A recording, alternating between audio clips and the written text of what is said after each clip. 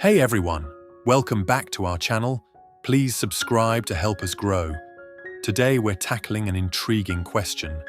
Which religion, Islam or Christianity, has contributed more to the advancement of science? This isn't just a simple comparison.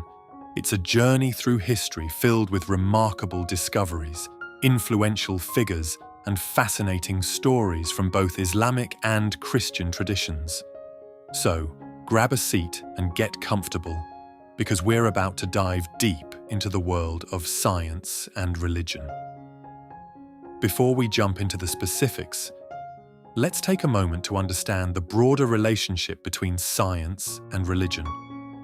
Throughout history, both Islam and Christianity have had complex and evolving interactions with scientific inquiry. While there have been periods of tension, there have also been remarkable epochs where religion has acted as a catalyst for scientific advancement. Religion and science might seem like polar opposites to some, but in many ways, they've worked hand in hand. Both seek to understand the universe, though their methods and motivations might differ. Historically, religious institutions have been centers of learning and scholarship, and many scientists have been deeply religious individuals. The golden age of Islamic science. Let's kick things off by diving into the Islamic Golden Age, an incredible era known for its amazing scientific and intellectual achievements throughout the Muslim world. Picture a time when scholars from various cultures and backgrounds came together, sharing ideas and pushing the boundaries of knowledge. This period, often dubbed the Islamic Renaissance, was marked by a flourishing of creativity and innovation that left a lasting impact on the world. Imagine bustling cities filled with scholars, libraries overflowing with books, and a society that deeply valued learning and discovery. This was a time when the quest for knowledge was at the heart of the Muslim world, driving advancements in fields like mathematics, astronomy, medicine, and philosophy. During this golden era, Muslim scholars didn't just preserve the knowledge of ancient civilizations like Greece, Persia, and India. They built upon it, making groundbreaking contributions that would shape the future of science. The Islamic Golden Age was like a beacon of enlightenment, illuminating the path for countless future discoveries and innovations. Think of it as a grand melting pot of ideas, where brilliant minds collaborated and thrived, pushing the envelope of what was known and what could be discovered. The thirst for knowledge and the spirit of inquiry were palpable, making this period one of the most remarkable and transformative times in history. In this vibrant and intellectually charged environment, the seeds of modern science were sown. Scholars weren't just content with understanding the world around them. They sought to explain it, to uncover its mysteries, and to harness this knowledge for the betterment of society. This era was characterized by a relentless pursuit of learning, a drive to explore the unknown, and a profound respect for the power of knowledge. So, let's journey back to this fascinating period and explore some of the incredible minds and monumental achievements that defined the Islamic Golden Age. From pioneering mathematicians and visionary astronomers to innovative physicians and profound philosophers, this era was a testament to the boundless potential of human intellect and curiosity. The House of Wisdom? No. Imagine a bustling center where brilliant minds from various cultures and religions gather to share ideas, translate texts, and build upon the wisdom of ancient civilizations like Greece, Persia, and India. This isn't just any ordinary place. This is the House of Wisdom in Baghdad. It's like the ultimate intellectual hangout spot, where scholars from all walks of life come together in a vibrant atmosphere of curiosity and discovery. Picture it, rooms filled with the hum of discussion, scrolls and books piled high, and scholars eagerly working side by side. They're not just preserving old knowledge, they're expanding it, pushing the boundaries of what's known and venturing into new realms of understanding. The House of Wisdom became this incredible beacon of learning and innovation, attracting the best and brightest from across the world.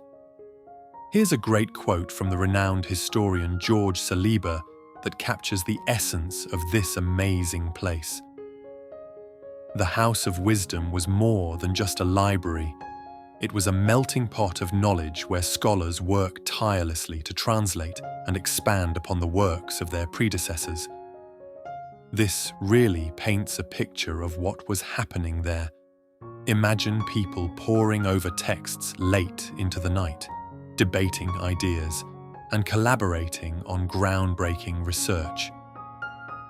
The House of Wisdom was a unique blend of cultures and ideas, where everyone was united by a common goal, the pursuit of knowledge.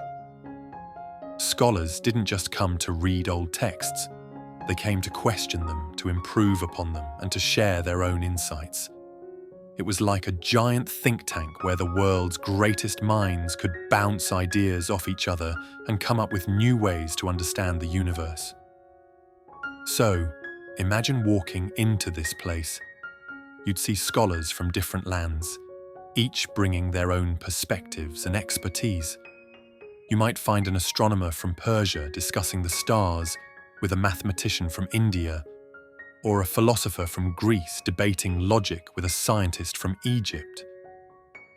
The air would be buzzing with excitement and intellectual energy.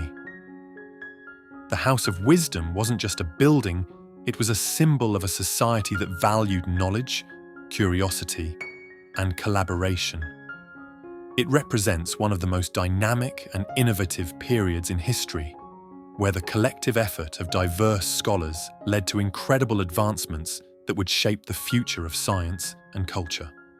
It's a perfect example of how different backgrounds and ideas can come together to create something truly extraordinary. Key figures and contributions. Al-Khwarizmi. Ever wonder where the word algorithm comes from? It's named after Al-Khwarizmi, a brilliant mathematician whose work laid the foundations for modern algebra. His book, Kitab al-Jabr wal-Muqabala, is where we get the term algebra. Ibn al-Haytham, often called the father of optics, Ibn al-Haytham made significant contributions to our understanding of vision and light. His book, Book of Optics, was groundbreaking and influenced later European scientists like Roger Bacon and Johannes Kepler. He once said, "The duty of the man who investigates the writings of scientists, if learning the truth is his goal, is to make himself an enemy of all that he reads." Al-Razi raises. A prominent physician and chemist, Al-Razi wrote extensively on medicine and developed early methods of experimental medicine. His works, like Al-Hawi, were used in Europe for centuries. The role of religion. Islamic scholars were often motivated by their faith to pursue knowledge. The Quran and Hadiths emphasize the importance of learning and understanding the natural world as a means to appreciate the Creator's work. This theological framework provided a fertile ground for scientific inquiry, encouraging scholars to seek knowledge in various fields. A famous hadith states, "Seek knowledge from the cradle to the grave." This encapsulates the Islamic view on the importance of lifelong learning. The medieval Christian context. Let's dive into the medieval Christian context. While the Islamic Golden Age was flourishing with scientific and intellectual advancements, Europe was undergoing its own transformations. The medieval period in Christian Europe, often characterized as the Dark Ages, presents a more intricate and nuanced relationship between science and religion. The term Dark Ages might evoke images of a stagnant, regressive period, but this is somewhat misleading. It was actually a time of significant cultural and intellectual evolution, albeit in a different way compared to the Islamic world. The relationship between science and religion in medieval Europe was complex, marked by both tension and cooperation. Imagine a world where monasteries and cathedrals were not only places of worship but also centers of learning and preservation of knowledge. Monasteries, in particular, played a crucial role in maintaining the intellectual heritage of Europe. Monks were among the few literate members of society, and they dedicated their lives to copying and preserving ancient texts. This diligent work helped ensure that the knowledge of classical antiquity wasn't lost and laid the groundwork for future intellectual revival. David Lindbergh, a renowned historian of science, once remarked, "The monasteries were the repositories of learning and the engines of preservation. Without their efforts, many classical texts might have been lost to history." This gives us a glimpse into how the medieval church served as a custodian of knowledge, safeguarding the intellectual treasures of the past. During this period, the rise of universities in the 12th century marked a significant turning point in the intellectual life of Christian Europe. These institutions became hotbeds of scholarly activity, drawing students and teachers from all over the continent. The establishment of universities was driven by a thirst for knowledge and a desire to reconcile faith with reason.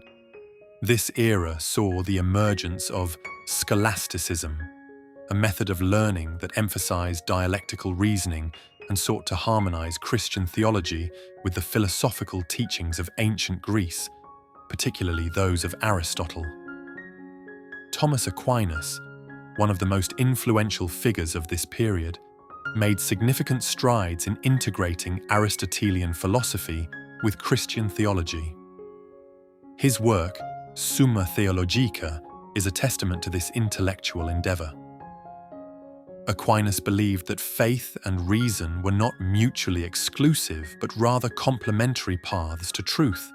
He famously stated, "Faith and reason are like two wings on which the human spirit rises to the contemplation of truth." This philosophy underscored the belief that understanding the natural world through reason and scientific inquiry could lead to a deeper appreciation of the divine. However, the relationship between science and the church wasn't always harmonious. There were instances of conflict, especially when new scientific ideas challenged established theological doctrines. One notable example is the case of Galileo Galilei, whose support for the heliocentric model of the solar system brought him into conflict with the Catholic Church. Galileo's story is often cited as a prime example of the tension between science and religion. Yet it's also a reminder of the dynamic and evolving nature of their relationship. The medieval church's attitude towards science was not one of outright opposition, but rather one of careful scrutiny and consideration. The church funded many scientific endeavors and supported scholars who worked within the boundaries of accepted doctrine. The universities themselves, which were often established under the auspices of the church, became centers for scientific inquiry and debate. Philosophically, the medieval period was characterized by a quest to understand the natural world as a reflection of God's creation. The study of nature was seen as a way to uncover the divine order and wisdom inherent in the universe. This theological perspective provided a foundation for scientific exploration, as scholars sought to discern the laws governing the natural world, believing that these laws were a manifestation of God's rationality. In this context, the pursuit of knowledge was not just an intellectual exercise, but a spiritual one as well. Understanding the cosmos was seen as a way to glorify God and to marvel at the intricacies of His creation. This intertwining of faith and reason is beautifully encapsulated in the words of Johannes Kepler, a key figure of the later scientific revolution. The chief aim of all investigations of the external world should be to discover the rational order and harmony which has been imposed on it by God and which He revealed to us in the language of mathematics. Thus, while the Islamic Golden Age was marked by a flourishing of scientific activity spurred on by a theological appreciation for knowledge, the medieval Christian context reveals a more complex interplay between faith and reason. This period laid the intellectual foundations for the Renaissance and the subsequent scientific revolution, showing that even in times often dismissed as dark, there was a profound and meaningful engagement with the pursuit of knowledge. So, as we reflect on this period, it's important to appreciate the intricate tapestry of intellectual and philosophical currents that shaped the medieval Christian world.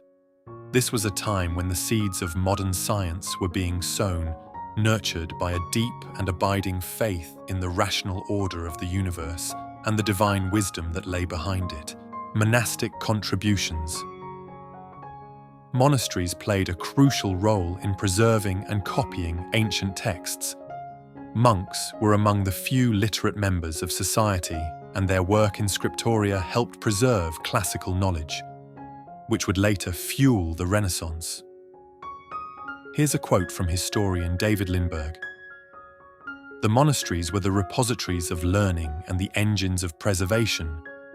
Without their efforts, many classical texts might have been lost to history." Scholasticism. The rise of universities in the 12th century marked a significant development in Christian Europe's intellectual life. Scholasticism, a method of learning that emphasized dialectical reasoning, sought to reconcile faith with reason. Figures like Thomas Aquinas worked to integrate Aristotelian philosophy with Christian theology, laying the groundwork for scientific inquiry. Thomas Aquinas, in his Summa Theologica, stated, "Faith and reason are like two wings on which the human spirit rises to the contemplation of truth." The Renaissance and Scientific Revolution. The Renaissance and the subsequent scientific revolution were periods of significant advancement in Europe, with Christianity playing a nuanced role. Rediscovery of ancient texts. The translation movement initiated by Islamic scholars had a lasting impact. Many ancient Greek and Roman texts, preserved and enhanced by Muslim scholars, made their way to Europe, sparking renewed interest in science and philosophy. Nicholas Copernicus. A cleric whose heliocentric model of the solar system challenged the geocentric view endorsed by the Church. In his book On the Revolutions of the Celestial Spheres, he wrote, "To know that we know what we know, and to know that we do not know what we do not know, that is true knowledge." Galileo Galilei. His advancements in astronomy and physics, including the improvement of the telescope, faced resistance from the Catholic Church, but ultimately transformed our understanding of the universe. Galileo famously said, "I do not feel obliged to believe that the same God who has endowed us with sense, reason, and intellect has intended us to forgo their use." Isaac Newton. A deeply religious man, his laws of motion and universal gravitation laid the foundations for classical mechanics. Newton's Principia Mathematica is one of the most important works in the history of science. He once remarked, "If I have seen further, it is by standing on the shoulders of giants, the role of religion." The relationship between science and the Christian Church during the Renaissance and Scientific Revolution was complex. While the Church funded scientific research and many scientists were devout Christians, there were also conflicts, particularly when scientific findings challenged established theological views. For instance, Galileo's advocacy of the Copernican system led to his trial by the Inquisition, highlighting the tension between new scientific ideas and traditional religious beliefs. Now that we've explored the contributions of both Islam and Christianity to the advancement of science, let's compare their impacts. The role of religion. The relationship between science and the Christian Church during the Renaissance and scientific revolution was complex. While the Church funded scientific research and many scientists were devout Christians, there were also conflicts, particularly when scientific findings challenged established theological views. For instance, Galileo's advocacy of the Copernican system led to his trial by the Inquisition, highlighting the tension between new scientific ideas and traditional religious beliefs. Now that we've explored the contributions of both Islam and Christianity to the advancement of science, let's compare their impacts. Motivations for scientific inquiry. In the Islamic world, the pursuit of knowledge was often seen as a religious duty, inspired by Quranic teachings. Scholars like Al-Kindi believed that acquiring knowledge brought one closer to God.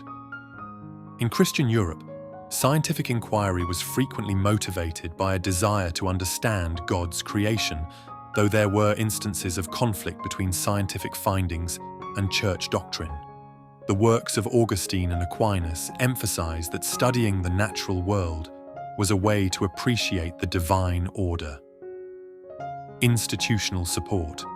Islamic institutions like the House of Wisdom played a crucial role in fostering scientific inquiry.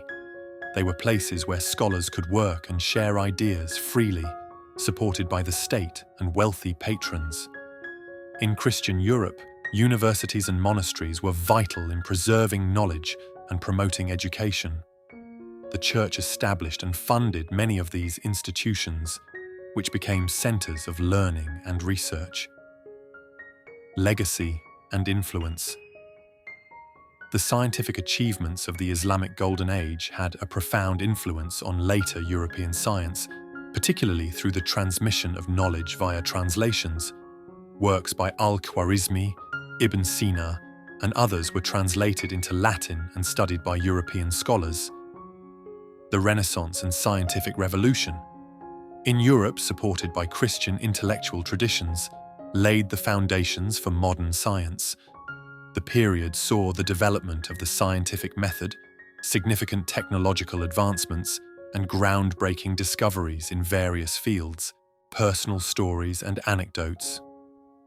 To make this comparison more relatable, let's look at some personal stories and anecdotes from both Islamic and Christian scientists.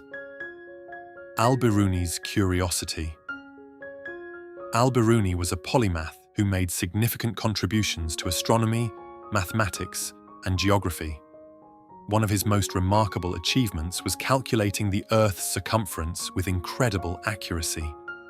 He did this by measuring the height of a mountain and the angle of the horizon from the top.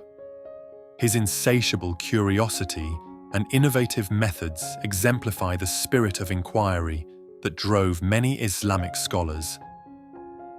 Roger Bacon, a Franciscan friar, was one of the earliest European advocates of the modern scientific method. He emphasized the importance of empirical evidence and experimentation. Bacon's work in optics and his belief in the potential of scientific discovery were groundbreaking. He famously said, "All science requires mathematics. The knowledge of mathematical things is almost innate in us." Johannes Kepler, a devout Lutheran, saw his work in astronomy as a way to glorify God. Kepler's laws of planetary motion were revolutionary, and he believed that the natural world was a reflection of divine order. In his book, Harmonices Mundi, he wrote, "The chief aim of all investigations of the external world should be to discover the rational order and harmony which has been imposed on it by God, and which he revealed to us in the language of mathematics." Al-Razi, known for his practical approach to medicine, often emphasized the importance of experimentation and observation over theoretical speculation. He wrote, "When you hear something from an individual, you must first examine it in your mind, and before you accept it, compare it with the understanding you have." Modern implications and reflection. Understanding the historical contributions of Islam and Christianity to science isn't just about looking back. it also has implications for today. In our increasingly globalized and multicultural world, appreciating the diverse roots of scientific knowledge can help foster a more inclusive and collaborative approach to discovery. Both Islamic and Christian scholars laid the groundwork for modern science. Today, scientists from all backgrounds continue to build upon this rich legacy, pushing the boundaries of what we know and understand. By recognizing the contributions of different cultures and religions to science, we can bridge divides and promote a more harmonious and united pursuit of knowledge. Science, after all, is a universal endeavor that transcends cultural and religious boundaries. Both Islam and Christianity have significantly contributed to the advancement of science, albeit in different ways and contexts. The Islamic Golden Age brought remarkable advancements in various fields, driven by a theological appreciation for knowledge. In contrast, the Christian context, particularly during the Renaissance and scientific revolution, saw significant scientific progress often intertwined with religious motivations and institutional support. While it's challenging to definitively determine which religion advanced science more, it's clear that both played crucial roles in shaping the scientific landscape.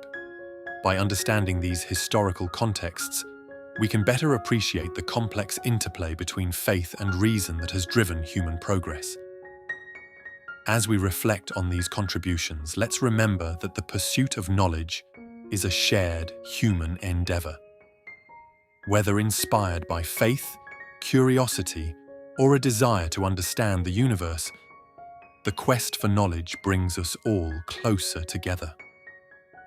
Thank you for joining us on this exploration of the contributions of Islam and Christianity to science.